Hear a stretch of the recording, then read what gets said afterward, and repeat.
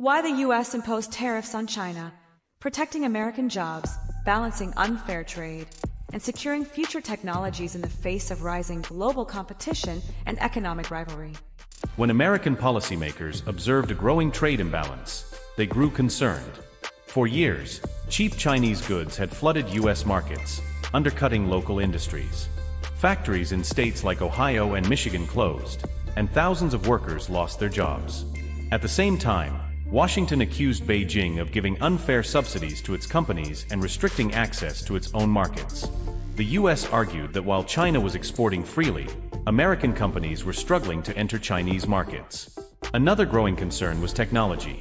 China's push into semiconductors, 5G, and artificial intelligence threatened U.S. leadership in innovation. In response, the U.S. government imposed tariffs on billions of dollars worth of Chinese imports. Officials said the move wasn't just about money, it was about protecting American workers, securing future technologies, and demanding fair play. But the decision triggered tensions, as China retaliated with its own tariffs, deepening the trade war. What?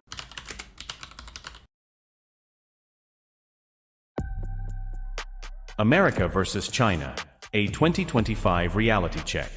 In 2025, the rivalry between the United States and China has evolved into something far more complex than mere political competition. It's now deeply rooted in technology, trade, innovation, resource control, and global influence. Both nations are racing not just for domination, but for survival of their models, their economies, and their visions of what the future should look like.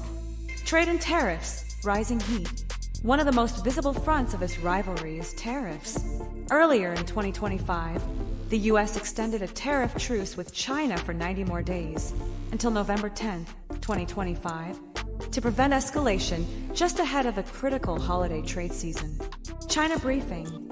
Without the truce, U.S. duties on Chinese goods could have surged up to 145%, with China's retaliatory tariffs approaching 125%. China briefing. Retailers and supply chain dependent firms pressured the administration for relief, especially because past rapid rises had hurt consumers and disrupted inventories. In April 2025, the U.S. introduced reciprocal tariffs on many Chinese imports, erasing electronics, robotics, machinery. China responded with its own mix of tariffs and non-tariff barriers. These trade measures are not one way. American companies with operations in China are seeing revenue drops. A survey by the American Chamber of Commerce in Shanghai found that nearly two-thirds of U.S. companies expect reduced profits in China during 2025 due to continued trade tensions. Tech, chips, and export controls.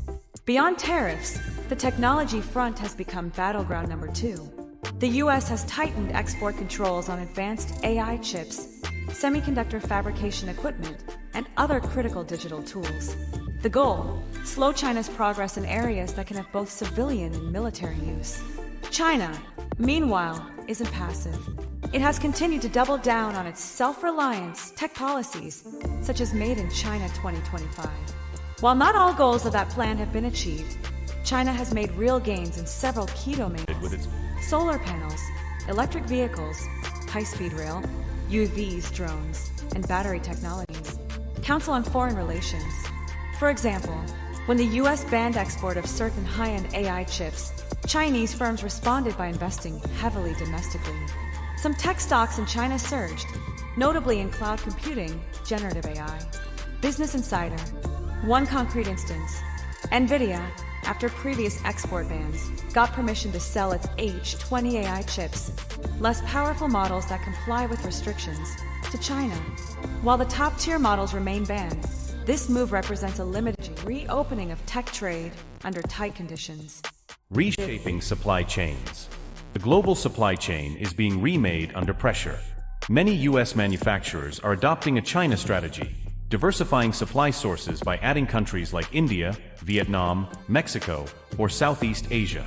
This means they're lessening dependency on Chinese factories for core components or raw materials.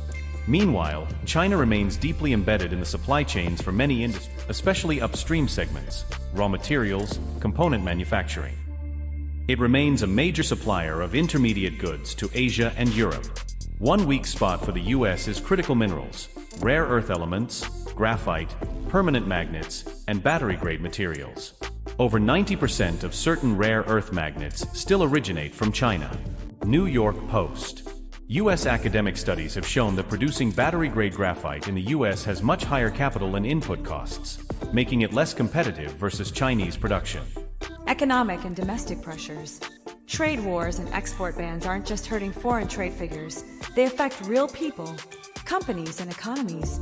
In the U.S., industries relying on Chinese imports for parts or raw materials are feeling cost pressures. Delays in shipments, inflation of component prices, and uncertainty around policy have caused many businesses to plan conservatively. According to one recent academic report, delivery delays and trade disruptions have raised costs, reduced output, and pushed firms to hold more inventory, all reducing efficiency. China too faces its headwinds. Its property sector is under strain, consumer demand is uneven, and global geopolitical skepticism is increasing. Though China's stimulus packages help buffer the economy, long-term vulnerabilities remain. Council on Foreign Relations. Diplomacy, probes, and tension. Diplomatic channels continue to operate even as the rivalry intensifies. In mid-September 2025, China launched anti-dumping and anti-discrimination probes targeting U.S. semiconductor exports, analog ICs, and trade policies alleged to harm Chinese firms. Investors. These came just before renewed U.S.-China trade talks held in Madrid. Key issues: U.S. export controls, tariffs, and Chinese tech policy, including what to do about TikTok, were at the table. Another diplomatic pivot: the U.S. plans to require annual permits for South Korean companies, Samsung, SK Hynix, to export chip-making equipment to their Chinese facilities. The goal is to maintain oversight of how these exports might enable China's semiconductor capacity. Strategic calculations. Both countries are making moves to strengthen internal resilience. The U.S. is investing deeply in its domestic tech sectors. For example, NVIDIA has pledged hundreds of billions of dollars in investment in U.S. supply chains over coming years.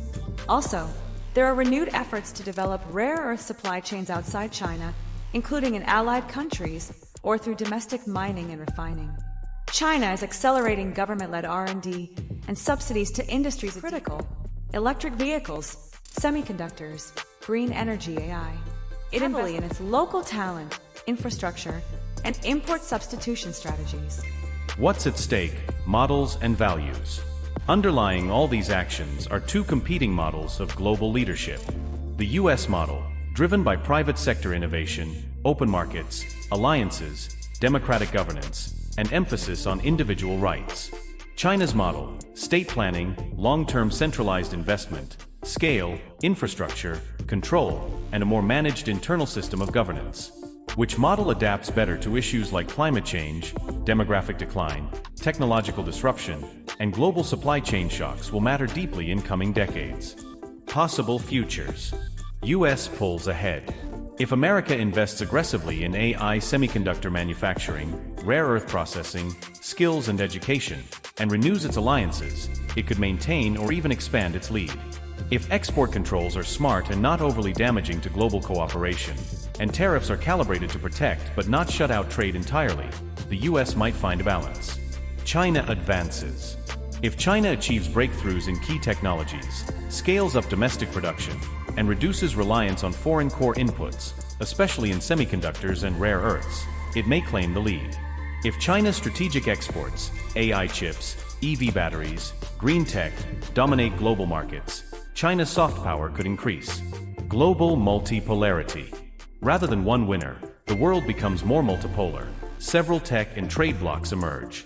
Companies and countries align with either US-led or China-led ecosystems, standards, trade rules, tech compatibility. Supply chains diversify heavily. ASEAN, India, South America, Africa all become more important. Stalemate or decline. But there is also risk. If competition becomes too adversarial, it could harm global trade, slow down innovation, and create instability. If domestic challenges, inequality, debt, socio-political conflicts grow, both nations risk internal decline even if externally strong. Conclusion: the vital question. In 2025, the world is watching. America cannot assume its supremacy, neither can China take it for granted. Supremacy in this age is not automatic. It must be defended, earned, and renewed through constant innovation, wise policy, global partnerships, and moral leadership.